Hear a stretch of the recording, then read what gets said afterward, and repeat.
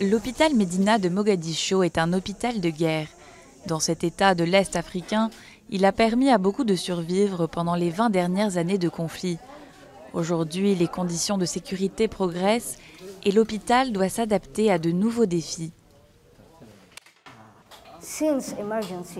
Depuis la fin de l'état d'urgence en Somalie, le nombre de patients touchés par balles ou blessés par des bombardements a diminué.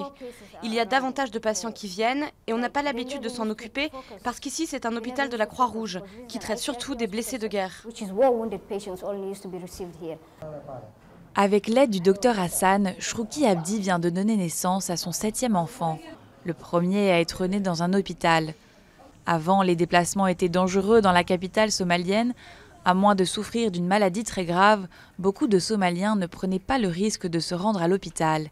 Depuis que l'armée et les soldats de l'Union africaine ont repoussé les Chebabs hors des grandes villes, l'accès aux soins s'est amélioré. J'habite dans un village, je n'avais pas prévu de venir à l'hôpital, mais je suis tombée et mon bébé était en danger, donc ils m'ont amenée ici. Aujourd'hui, un quart des patients de l'hôpital ne sont pas des victimes de la guerre. L'Organisation mondiale de la santé aide l'hôpital à former les médecins aux problèmes de santé de tous les jours, souvent ignorés pendant les années de conflit. Les chirurgiens de l'hôpital sont experts en cas graves et situations d'urgence, mais ils n'ont pas l'habitude de soigner les appendicites, les kystes ou les hernies par exemple. L'hôpital Medina, d'une certaine façon, prend la température de la ville. Quel est le degré de sécurité? De combien a baissé le nombre de blessés de guerre?